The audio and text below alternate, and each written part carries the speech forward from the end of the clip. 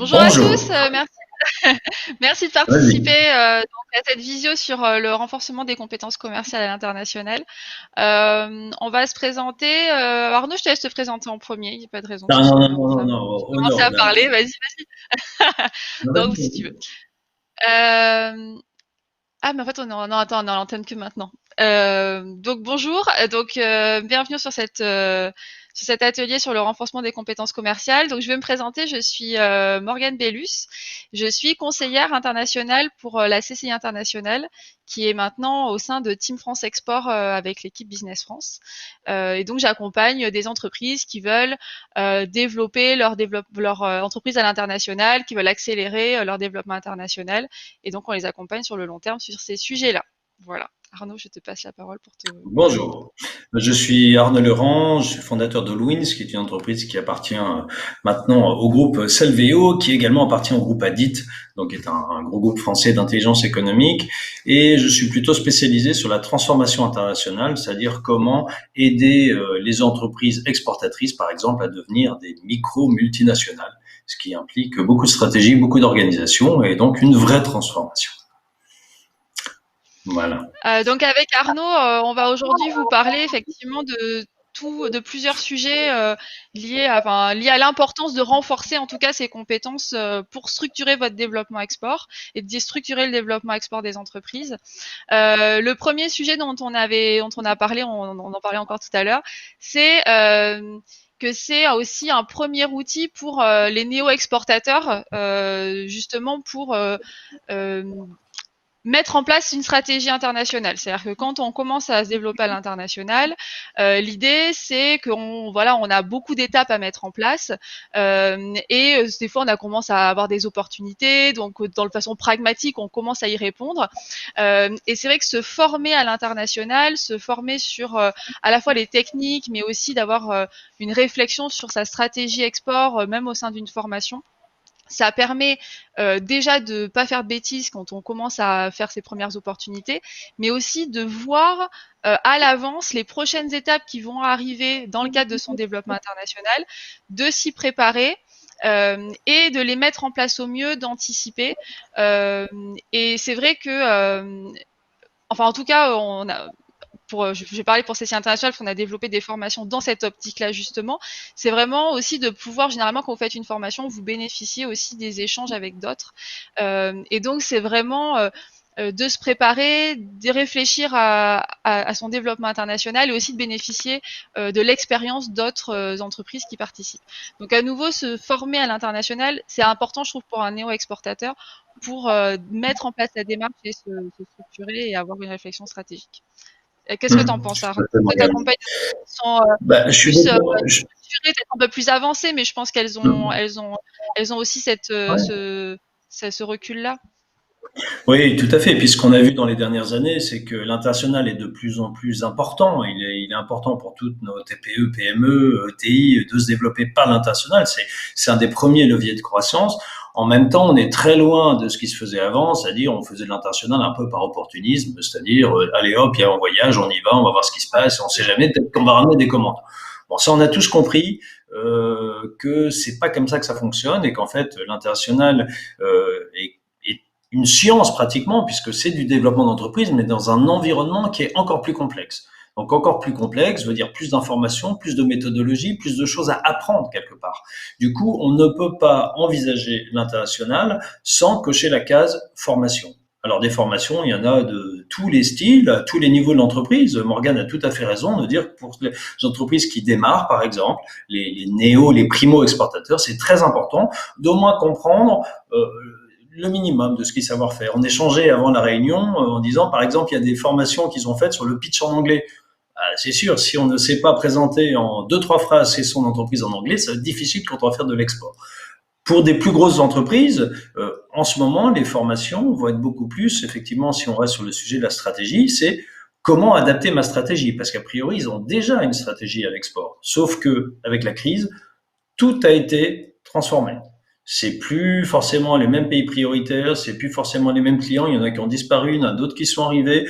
Je vais pas vous le refaire. Vous avez peut-être entendu parler de l'expression VUCA, qui est une expression américaine, qui explique que le monde est de plus en plus volatile, volatile, incertain, chaotique et en plus ambigu dans l'analyse. Donc en fait, c'est très très compliqué.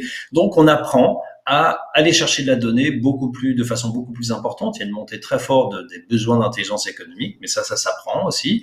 Et puis aussi, on utilise des tas de méthodes et on se forme. Les équipes commerciales aussi se forment pour dire comment aborder efficacement le développement international aujourd'hui.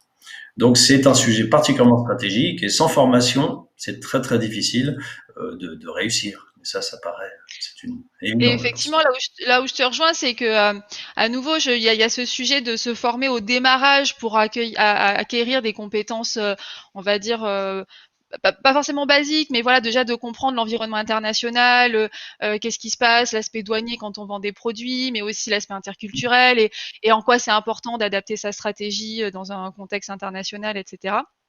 Euh, et aussi, il y a le sujet, je suis un petit peu floue, mais ça va se mettre à jour. Il y a le sujet aussi de la montée en compétences, c'est-à-dire que et de progresser dans son développement et de se former au fur et à mesure. C'est-à-dire que effectivement, comme tu le dis très bien, une entreprise qui fait de l'export depuis très longtemps, elle a quand même besoin de mettre à jour ses connaissances, de les affiner aussi au fur et à mesure de ses besoins. Je regarde les questions en même temps. Je vois que il y en a qui mettent, on parle du pitch en anglais, mais il y a le pitch en français.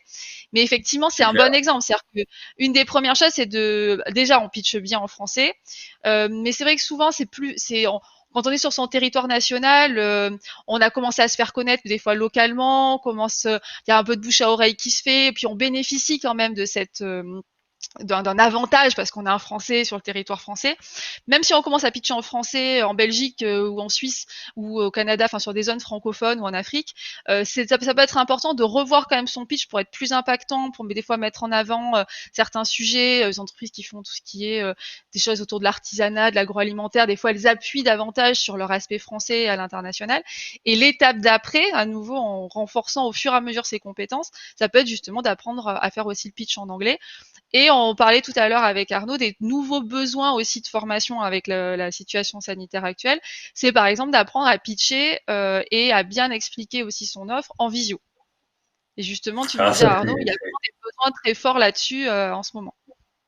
alors, c'est très, très, très, très important puisque je pense que certains d'entre vous qui nous écoutent l'ont forcément vécu et c'est le cas de la plupart des équipes commerciales export, c'est que, notamment pour le grand export, c'est-à-dire en dehors de l'Europe, on est grounded, on peut pas prendre l'avion, on peut pas voyager et on explique souvent c'est ce type de commercial qu'on pratiquait avant et je m'inclus parce que c'est une bonne partie de ma carrière, on est un peu des Indiana Jones, c'est-à-dire ce qu'on savait faire, c'est partir à l'autre bout du monde et dans la même journée voir plusieurs clients prospects, expliquer qui on est, ce qu'est la boîte, ce qu'est la valeur, ce qu'est nos produits, s'adapter à l'interculturel, créer du lien, aller dîner avec eux, faire.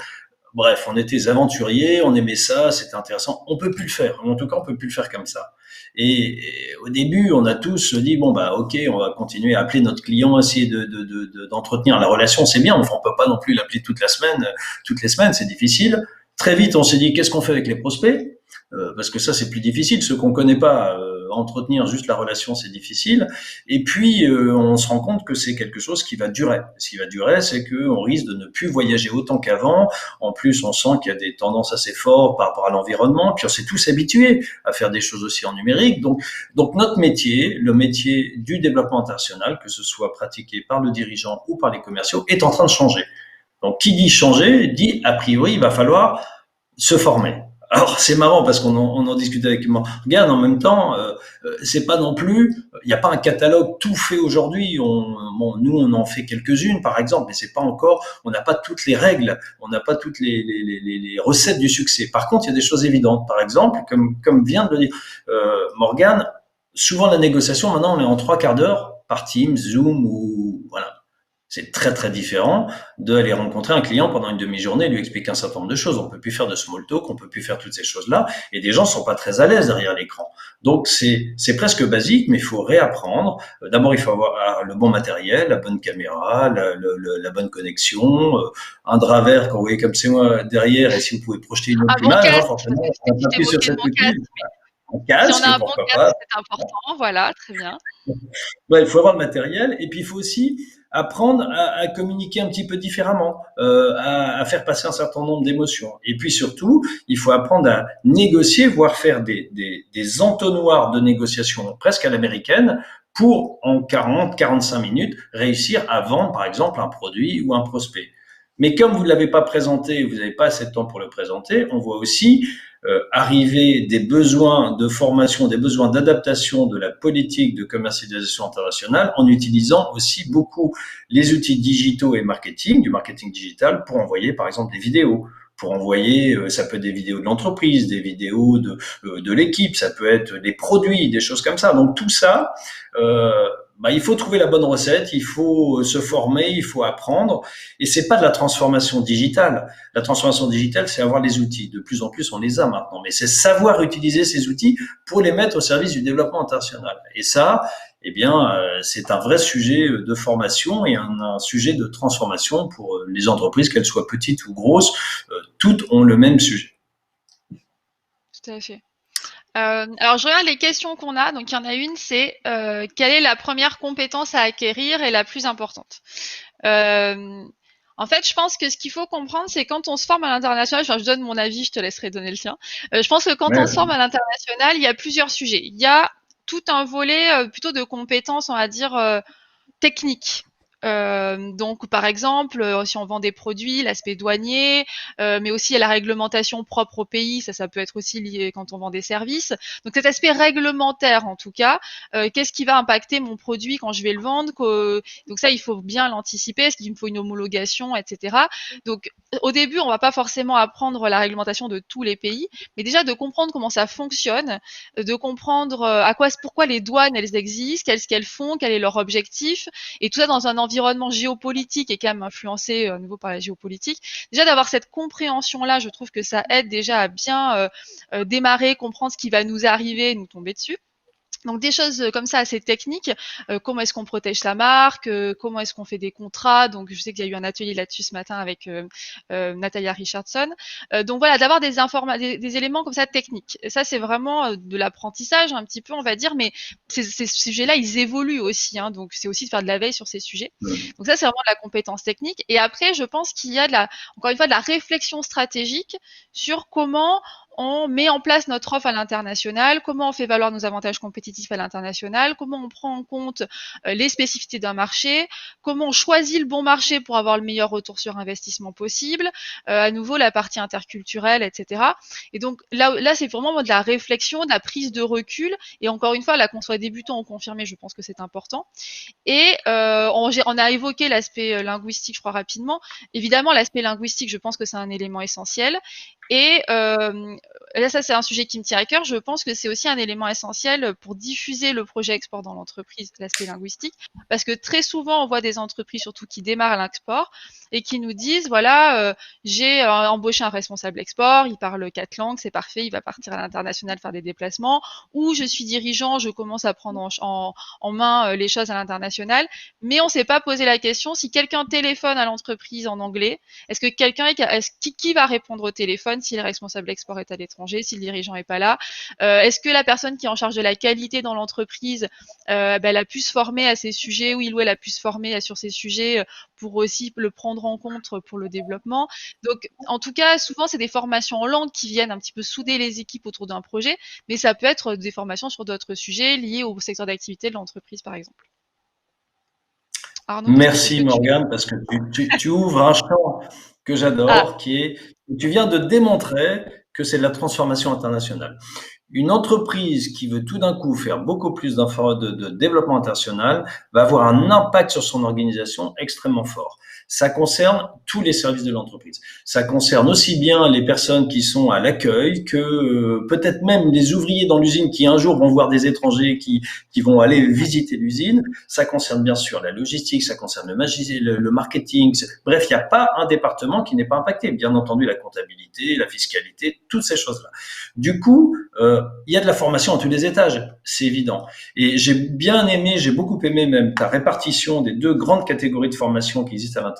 C'est des métiers, on va dire, plus technique, où c'est tout ce qui va être technique, réglementaire et les métiers du chiffre. Ça, c'est vraiment des techniques qu'il faut maîtriser. Et puis, il y a toute une autre catégorie qui est beaucoup plus, effectivement, d'ordre stratégique, et qui est souvent l'apanage du dirigeant, hein, et puis aussi parfois du directeur international, c'est de dire quelle stratégie. Et ça, c'est où aller, dans quel pays aller. On se pose toutes ces questions-là. Les plus grosses questions que se posent les entreprises dès qu'elles font de l'international, c'est OK, il y a plus de 200 pays dans le monde, je peux pas aller partout. Donc, quel pays? Et une fois que j'ai déterminé les pays, comment j'y vais? OK? Donc, ça aussi, ça demande de la formation et ça demande de la technique. On n'y va pas au doigt mouillé et dit tiens, ça a l'air sympa le Brésil, je vais aller au Brésil. Je prends cet exemple-là parce qu'il y en a beaucoup qui l'ont fait quand il y avait beaucoup de croissance. Et j'adore le Brésil, je parle brésilien, j'adore ça, mais c'est pas pour tout le monde. C'est très dangereux le Brésil, très dangereux. Disons, c'est difficile de réussir au Brésil. Pareil en Chine, mais si ça marche, c'est très bien. Du coup, en fait, il y a des méthodologies sur lesquelles il faut se former pour choisir les pays les plus intéressants, à plus fort potentiel en fait pour l'entreprise. Par exemple, le véritable enjeu, c'est de comprendre, une fois qu'on a choisi un certain nombre de pays, si on est capable de gagner de l'argent dans ce pays. Ce que je dis souvent, c'est qu'un nouveau pays égale une nouvelle entreprise. Donc on comprend bien que c'est du niveau du dirigeant, parce que c'est-à-dire qu'il va falloir comprendre si on a le bon produit, le bon service, si dans quel environnement concurrentiel on se trouve, quels sont les surcoûts liés au fait qu'on soit à l'international, donc ça peut être de la logistique, du réglementaire, des choses comme ça, et si de l'autre côté, les sur-risques aussi, parce qu'il y a forcément plus de risques, et si derrière, du coup, on peut vendre notre produit beaucoup plus cher là-bas pour couvrir les risques et pour gagner de l'argent. Donc si on n'a pas réussi à faire ça, bah, ce pays-là, il est peut-être pas pour nous. Et vous voyez ce que ça implique. Ça veut dire qu'il faut beaucoup travailler en amont. Il faut comprendre, voire bâtir des matrices qui vont permettre de valider que c'est un bon pays. Et puis surtout, il faut aller chercher de l'information. D'où l'intérêt d'avoir des outils, de se former, d'aller chercher de l'information et ensuite de partager ça avec toutes les parties prenantes de l'entreprise. J'ai oublié de dire que ça pouvait être aussi tous les associés et les financiers, tout l'environnement de l'entreprise qui va être intéressé de savoir pourquoi on va dans tel pays, comment on le fait, et ça permet aussi ensuite de suivre en mode projet, de regarder l'évolution de l'entreprise dans sa transformation petit à petit vers l'international. Donc c'est à la fois passionnant, mais c'est très complexe parce qu'il faut se former. Mais c'est tout à fait atteignable, c'est-à-dire avec la bonne maîtrise et les bonnes formations, les bons outils, les bons collaborateurs, tous ces ingrédients-là, si on sait pourquoi on le fait et pourquoi on y va, ça se fait très très bien. J'ai Et été je un peu pense que long là, c'est moi. non, non, pas du tout, c'est très bien. Je pense que c'est l'occasion aussi de dire que, comment dire, c'est vrai que c'est un investissement de temps de se former. Donc, enfin, je trouve que les conversations qu'on a avec les chefs d'entreprise, c'est souvent, je vois l'intérêt, mais j'ai pas le temps, et c'est compréhensible parce que surtout quand c'est le chef d'entreprise, encore une fois, qui prend en charge le développement export au démarrage. Mais en règle Ouais. générale, et c'est le cas dans toutes les structures, chez nous aussi, partout, la formation, c'est toujours, ah oui, mais je vais pas avoir le temps, etc. Ce qu'il faut comprendre quand même, c'est que, surtout pour des néo-exportateurs, mais moi, je suis peu convaincue que c'est aussi pour des confirmés, la formation, c'est un investissement en temps, mais qui permet de gagner du temps par la suite.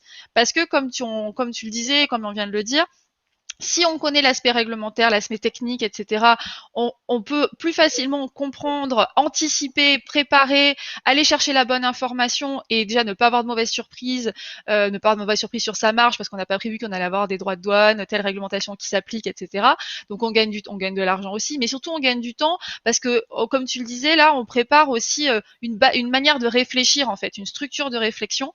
Et typiquement, choisir le bon marché, c'est une structure de réflexion qui va vous permettre aussi après de mieux analyser les opportunités qui vous arrivent. C'est-à-dire que souvent, ce qu'on rencontre quand même, c'est qu'au début, on a deux, trois opportunités. Après, on commence à faire ça bien, notre projet export, on choisit le bon marché. Et puis là, tout à coup, on a fait un gros salon et bam, on a des 10 pays qui nous contactent, etc. Et on a un peu du mal à prioriser ça. On a des demandes qui arrivent par le site internet. Bon. Et je trouve qu'avoir justement pris le temps de l'analyse, de réfléchir à son projet, de reposer aussi les choses et de faire ça aussi régulièrement, ça peut être des réflexions en entreprise, ça peut être de refaire des nouvelles formations, etc. Ça permet d'avoir cette grille d'analyse et de gagner du temps, encore une fois, quand on a des opportunités qui surgissent, de pas tout désorganiser et d'être plus efficace aussi dans son développement international et aussi dans son analyse des pays. C'est-à-dire que l'étape au-delà, au suprême, on va dire, je trouve, de formation, une fois qu'on a bien acquis tous ces sujets, c'est de se former aux pays qui nous intéressent et qui sont les plus prioritaires pour nous. Surtout, j'allais dire surtout des marchés grand export, mais en réalité, on dit que j'avais habité en Suisse juste avant de prendre la chaîne tout à l'heure. La Suisse, c'est un marché qui est juste qui est très proche, par exemple, mais qui est en réalité très différent et qui a ses spécificités. C'est le cas de l'Allemagne aussi, enfin quasiment tous les pays Mm. européens. En réalité, on a la sensation qu'ils sont très similaires, mais en réalité, ils sont très différents. Et c'est vrai que l'international, c'est aussi une question d'envie aussi, d'ouverture, de s'intéresser à d'autres cultures, à d'autres marchés, à d'autres manières de travailler, de faire du business. Et je trouve qu'effectivement, se former quand même à comment on fait du business avec un Allemand, avec un Américain, avec un Brésilien, ça permet de passer l'étape au-dessus quand même de se développer international. Ouais. Puis, Morgane, c'est la vérité, en fait, c'est qu'on se forme en permanence. Qu'on le veuille ou Oui, non, quand on se formait, d'ailleurs, même quand on voyageait, on se formait, on apprend. Et c'est quand même une matière qui est compliquée. C'est déjà difficile de développer son entreprise sur la France. Et tout d'un coup, vous allez sur d'autres pays, à chaque fois différents, vous rajoutez de la complexité. Donc, si on veut limiter les risques et optimiser les résultats, eh ben, il faut se former. Il faut se former à tous les niveaux, aussi bien la compréhension des pays. Tu as parfaitement raison. Donc, en fait, je pense que les entreprises exportatrices se forment en permanence ou doivent se former en permanence. Parce que, ne serait-ce que par l'échange avec ses pairs, par exemple, il y a des tas de moyens de se former, hein, mais on va récupérer des bonnes pratiques. On peut aussi lire, hein, on peut lire des livres, on peut aller sur des formations, on peut aller dans des groupes de réflexion. Il y a beaucoup, beaucoup de choses. Et en plus, on a peut-être oublié de le préciser, en ce moment, il y a moyen de le financer très facilement. Cette formation en développement international se finance.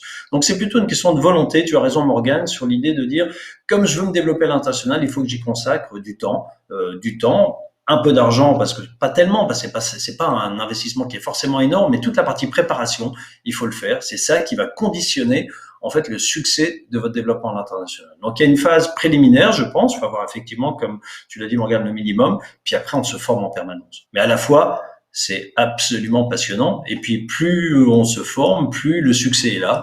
Donc en fait, le succès appelant le succès, on a envie de continuer. Et on le disait tout à l'heure, on n'a pas arrêté de se former depuis nos études sur l'international, on n'a jamais arrêté de se former, je pense, tout le temps. bien sûr. Et effectivement, et puis on en parlait aussi tout à l'heure, c'est-à-dire que souvent, quand on voit des entreprises qui sont en formation avec nous, quand on leur parle de tout l'aspect stratégie commerciale à l'international, une des réflexions, c'est souvent de dire oui, mais ça, c'est valable pour la France en réalité. Et c'est vrai C'est vrai. que en se formant aussi sur des sujets internationaux, ça permet, et en faisant de l'international d'ailleurs tout court, ça permet de Mmh. se reposer aussi des questions sur ce qu'on fait sur le marché français. Et on sait, il y a plein d'études qui sont sorties sur le fait que souvent innovation et international sont liés parce que Très bien. quand on va à l'international, on voit d'autres choses, on remet aussi on challenge en fait notre offre, la manière dont on l'a développée, on voit des nouveaux développements possibles. Et je trouve que déjà, quand on fait de la formation, de toute façon, on se pose des questions. Et se poser des questions, c'est toujours une bonne chose. Et ça permet à nouveau de aussi d'améliorer ce qu'on fait en France. Il y a quelque chose d'assez marrant là-dessus, c'est que souvent les commerciaux internationaux deviennent au bout d'un moment les meilleurs commerciaux. Pas simplement parce qu'ils savent s'adapter à tout type d'interlocuteurs, mais aussi parce qu'ils ont dû développer des méthodes, notamment tout ce qui est américain. Pour savoir vendre à des Américains, faut être très très pragmatique et c'est pas que l'humain, il faut avoir de la méthodologie. Et bien, une fois qu'on a intégré ces choses-là, bah forcément on est bien meilleur commercial aussi sur des tas d'autres choses. Du coup, il y a vraiment une sorte de courbe d'apprentissage permanent qui est extrêmement intéressant. Et c'est vrai que l'international apporte beaucoup de valeur ajoutée, apporte de la marge et apporte de la compétence au sein de l'entreprise. Mais du coup, il faut l'intégrer dans des plans de formation. Il faut faire attention que tout le monde soit formé, qu'il y ait pas, bref, il faut embarquer tout le monde. C'est vraiment la transformation internationale. Plus que la transfo digitale, maintenant, il y a un lien entre transfo digital et transfo international. On a eu de la transfo digitale, maintenant il faut la mettre au service aussi de la transformation internationale. Et c'est vrai que je rebondis sur, parce qu'on en a parlé tout à l'heure, sur ce sujet à nouveau de former des personnes, enfin plusieurs personnes dans l'équipe. Je vais te laisser Mmh. en parler plus parce que tu as plus l'habitude de faire de l'intra, même si nous on en fait très ponctuellement. Mais Mmh. euh, c'est vrai que ça arrive assez fréquemment qu'on ait, en tout cas en formation, le ou la responsable export avec le ou la responsable ADV, administration des ventes. Mmh. Et c'est vrai que c'est souvent très intéressant d'avoir ces gens-là ensemble en formation parce que c'est là aussi qu'on débloque des situations et qu'on débloque des problématiques de ah mais en fait tu te retrouves à gérer ça administrativement quand moi j'ai négocié ça avec le client. Bah oui, et donc c'est pour ça que tu es énervé tout le temps. Oui. Donc c'est vrai que c'est important aussi à des fois déjà d'en parler. Nous, on aime bien parler d'une genre de comment on appelle ça, pas une cellule mais un enfin, en gros une équipe un peu export dans Une équipe l'entreprise projet, une équipe avec des projet. gens exactement, de plusieurs services, pour vraiment justement diffuser l'information. On a ce grand classique de: «Je vais vendre au Japon», et du coup, on a des problématiques après réglementaires très fortes qui vont impacter la production, mais personne n'a jamais pris le temps d'expliquer à tout le monde pourquoi c'est aussi important, le chiffre d'affaires que ça va générer et cetera. Mais c'est pour ça qu'effectivement, je pense que c'est très intéressant. Toi, tu fais pas mal d'intra et je pense que c'est assez riche, sur ce sujet-là, en fait. Ouais. C'est vrai qu'en intra, on voit, c'est très intéressant et c'est d'ailleurs en partie pour ça que je me suis formé en coaching d'organisation il y a 2 ans, parce que c'est comment faire en sorte que toute l'équipe, en fait, toute l'équipe projet, va dans la même direction et en fait pousse la roue de la transformation. Parce que effectivement, tout le monde n'est pas égal par rapport à l'international. Tu as parlé de la langue, mais tu as parlé aussi de l'appréhension des différents sujets, des problèmes de communication entre les différents services. Donc c'est tout ça qui doit être mis au service en fait d'une vision du développement international qui était inculquée par le dirigeant en disant c'est ça qu'on veut faire, c'est là qu'on veut aller. Et derrière, il faut faire travailler les équipes ensemble pour comprendre quels sont les enjeux, quels sont les freins et comment on les règle ensemble. Et c'est vrai que depuis la pandémie, on est encore plus confronté, parfois pour les plus grosses sociétés, à d'autres enjeux de gouvernance, parce qu'en fait, on peut avoir des équipes, qu'elles soient de production ou commerciales, qui sont dans d'autres pays, qui sont pas non plus, qui peuvent pas forcément bouger, et donc il faut recréer du lien entre eux, travailler ensemble, faire des ateliers de co-construction, de travailler les nouvelles documentations, les nouvelles méthodes de vente, tout ça, ça doit se travailler, et on fait parfois d'ailleurs des ateliers par Zoom avec même du team building à distance, avec des jeux et des choses comme ça, avec des gens qui sont partout dans le monde, parce qu'il y a ce besoin à la fois de se former, de co-construire les solutions adéquates. Et je terminerai peut-être aussi par un point qu'on voit arriver, c'est que auparavant les entreprises avaient tendance à tout faire en interne et on se rend compte que maintenant elles se disent tiens c'est pas mal quand même d'avoir des ressources extérieures alors qu'elles soient issues de différents organismes ou des entreprises privées ou de conseils etc. Mais d'avoir dans l'équipe projet d'avoir une équipe projet élargie avec les compétences à la bonne dose qui vont venir servir le projet. Ça, c'est quelque chose qui, par rapport à la crise, est en train d'arriver et qui est assez intéressant parce que quelque part, on a une montée en compétences de toute l'équipe projet Ouais. et ça, c'est plutôt positif. Faut être plus réactif aussi. Alors pardon parce que je vois il y a des questions sur ça, parce on parle avec notre jargon un petit peu, même si en fait, une Ouais, formation inter-entreprise, c'est une formation où on a plusieurs entreprises, dans une même session, et une formation intra-entreprise, c'est une formation où le formateur vient intervenir dans l'entreprise pour, former plusieurs personnes dans l'entreprise, et donc dans ce ouais. deuxième cas, c'est ça que je demandais à Arnaud, c'est vrai que, l'intérêt justement, c'est de faire travailler les personnes d'une même entreprise en équipe et de voir un petit peu les liens qui peuvent se développer et cetera. Je vois que quelqu'un avait répondu quand même, mais pour préciser. On Ouais. va arriver à la fin. Je voulais juste, je pense que ça pourrait être aussi une conclusion, parce que quelqu'un a dit: «Oui, si j'ai bien compris, il y a surtout des besoins avec le Covid, aussi, et puis le sujet du digital». Enfin, moi je reviens à ce que tu disais tout à l'heure, c'est tout simplement que, même si de plus en plus, de toute façon, on a, comment dire, les entreprises vont vers des stratégies de moins en moins opportunistes de toute manière, parce qu'on a quand même un contexte international qui se complexifie. On va pas développer ça maintenant, mais je pense que c'est clair pour tout le monde. Mais c'est vrai qu'en plus, dans le cas de la crise du Covid, en plus, il y a eu moins de salons qui peuvent permettre de faire d'un peu plus d'opportunisme, etc. Il y a tout simplement un besoin d'être encore, voilà, encore plus stratégique, et du coup, de se former d'autant plus pour être efficace plus rapidement, en fait. Ouais. Et on a encore moins le droit à l'erreur, en fait, parce qu'on va se déplacer moins, parce qu'on a moins de temps avec le client en Skype, etc. en fait. C'est vrai. On pourrait faire au moins une demi-heure là-dessus. Mais c'est vrai que c'est le Ouais, système hybride, distanciel, présentiel, un peu de numérique, un peu enfin bref, c'est des systèmes qui sont de plus en plus complexes, où il faut envoyer beaucoup d'informations, il faut commencer à filmer, il faut faire d'autres types de négociations. À côté de ça, il faut essayer d'avoir des relais sur place. Bref, il y a tout un changement d'outils de développement international sur lequel il faut se former, il faut l'appréhender, c'est sûr que c'est ce qui a changé et ce qui accélère en fait pas mal de choses actuellement. Bon, on va conclure parce qu'on a entendu que ça se termine. Merci à Hum. tous de nous avoir écoutés. On téléchargera le PowerPoint pour que vous puissiez l'avoir avec des informations sur les formations aussi. Et n'hésitez pas tout simplement à nous contacter pour faire le point sur vos besoins de formation et pour pouvoir avancer sur Ouais. ces sujets-là. On Voilà. va remettre les coordonnées sur le PowerPoint. Ouais. Ouais, Ok. j'ai mis nos noms à tous les deux. Ça marche. En tout cas, il Merci à paraît que tous. vous Merci étiez à ceux qui ont posé. beaucoup. Merci à tous. Hum. Ah oui, j'ai Ouais, il y vu avait qu'il y beaucoup avait de pas gens mal de questions, présents. donc ça merci d'en avoir posé. Donc, j'aime bien les gens qui disent merci. C'est là où vous pouvez dire que c'est super intéressant, qu'on passe une bonne journée, nous, après. C'est toujours sympa. Ah, voilà, il y a des gens qui sont sympas.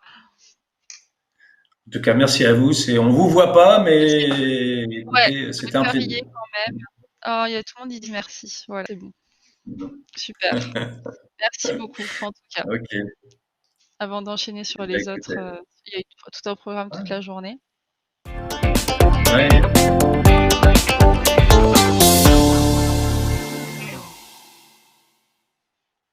Non, il n'y a pas de souci.